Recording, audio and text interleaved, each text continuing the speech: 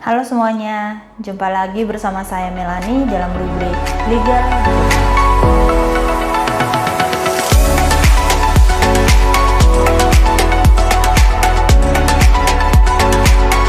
Kali ini saya akan membahas pertanyaan dari santri muda. Santri muda bertanyanya begini, Bu, mau tanya, saya beli tanah kafling seharga 40 juta. Sudah lunas dengan perjanjian di hadapan notaris. Ini saya nggak tahu ya perjanjian ini artinya perjanjian pengikatan jual beli atau akta jual beli. Ini disampaikannya hanya perjanjian gitu ya di hadapan notaris. Tetapi setelah saya mau bangun, ternyata tanah yang saya beli dari pihak penjual itu belum dilunasi ke pihak pertama.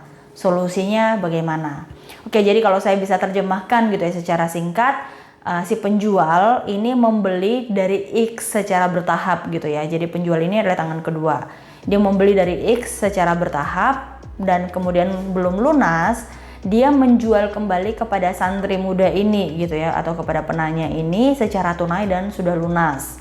Nah, pada saat santri muda atau pada saat Anda mau membangun, baru kemudian Anda mengetahui bahwa penjual ini belum melunasi tanah kepada si X. Nah, di sini saya mengasumsikan bahwa Anda dan penjual menandatangani di hadapan notaris itu bukan akta jual beli, melainkan perjanjian pengikatan jual beli tanpa diikuti dengan membuat surat kuasa menjual. Nah, di sini juga saya nggak tahu apakah si penanya ini atau si santri muda ini sudah mendapatkan atau sudah serah terima sertifikatnya atau belum. Ini saya juga tidak tahu ya, karena santri muda juga tidak menjelaskannya secara detail. Nah, sebenarnya di dalam melakukan transaksi jual beli itu ada dua sifat utama yang harus dipunyai gitu ya. Bahwa penjual dan pembeli ini harus melakukannya secara terang dan secara tunai. Terang itu berarti bahwa jual beli dilakukan di hadapan pejabat umum yang berwenang gitu ya, atau dalam hal ini pejabat pembuat akta tanah, PPAT, bukan notaris ya, tetapi PPAT. Jadi kalau notaris harus dilihat notaris ini juga berprofesi sebagai PPAT atau tidak. Kalau sebagai PPAT ya tidak apa-apa untuk dilakukan transaksi di hadapan atau dilakukan akta jual beli di depan notaris gitu ya, yang juga merangkap sebagai PPAT. Sedangkan yang dimaksud dengan tunai adalah hak milik ini beralih ketika jual beli tersebut dilakukan dan jual beli tersebut selesai pada saat itu juga gitu ya. Jadi apabila harga tanah yang disepakati belum dibayar lunas oleh pembeli, maka sisa harga yang belum dibayar ini akan menjadi hubungan hutang piutang antara penjual dan pembeli.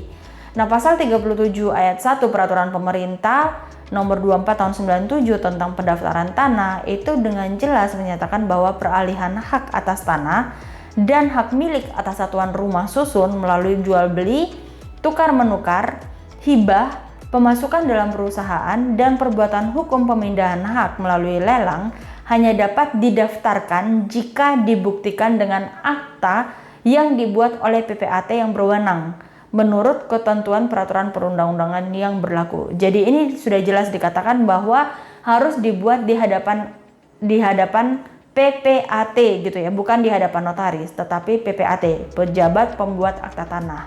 Jadi di sini jelas ya, meskipun PPJB ini sudah dilakukan secara lunas gitu ya, terus sudah ditandatangani, maka bukan berarti hak kepemilikan atas properti yang diperjualbelikan menjadi milik pembeli secara otomatis. Karena pengalihan hak atas properti itu baru terjadi ketika penjual dan pembeli menandatangani akta jual beli yang dibuat oleh pejabat pembuat akta tanah gitu ya. Dalam hal ini yang berprofesi sebagai PPAT ataupun PPAT sementara, yaitu lurah dan juga kepala desa gitu ya.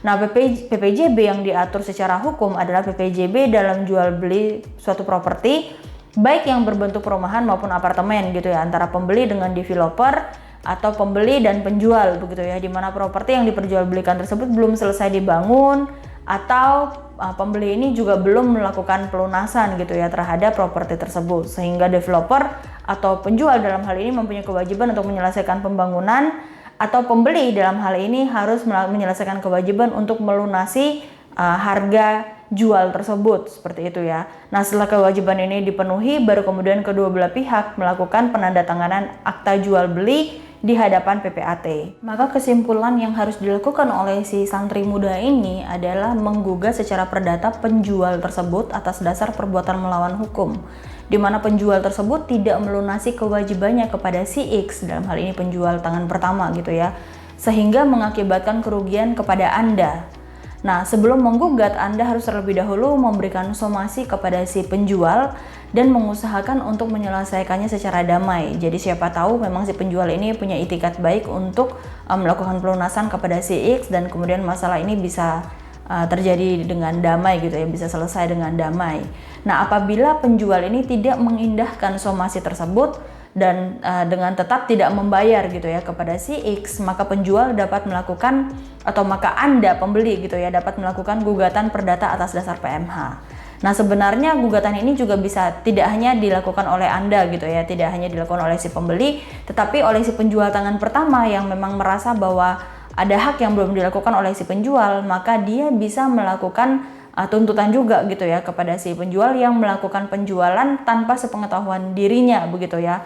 Dan saya juga tidak mengetahui dalam hal ini apakah memang si santri muda ini sudah mendapatkan asli sertifikat atau belum. Kalau memang sudah, ya berarti memang ada itikat yang tidak baik yang dilakukan oleh si penjual ini gitu ya.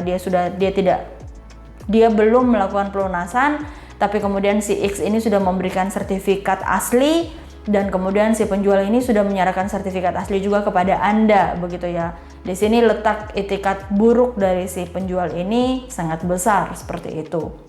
Tetapi apabila memang Anda sudah mendapatkan sertifikat asli dan sudah membalik nama ke atas nama Anda, maka sebenarnya Anda tidak lagi memiliki urusan dengan si X ini begitu ya.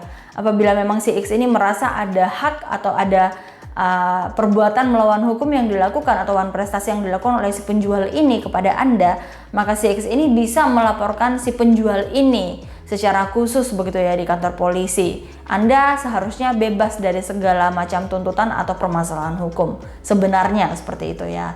Tetapi kembali lagi dilihat perjanjiannya, apakah memang benar itu perjanjian akta jual beli ataukah memang itu hanya pengikatan jual beli gitu ya, perjanjian pengikatan jual beli. Kalau itu adalah PPJB dan Anda juga tidak menerima sertifikat tanah, maka benar-benar Anda sangat dirugikan di dalam hal tindakan si penjual ini. Oke, demikian penjelasan saya di video kali ini. Semoga ini bisa membantu santri muda gitu ya, dan juga teman-teman lain yang mendengarkan penjelasan di video kali ini. Jangan lupa subscribe bagi kalian yang belum subscribe, like dan komen, dan kalau ada pertanyaan mengenai permasalahan yang terkait bisa ditulis di kolom komentar. Saya akan mencoba untuk menjawab satu persatu buat kalian, ataupun saya akan menjawabnya melalui video yang lain. Sampai jumpa di video berikutnya. Salam keadilan.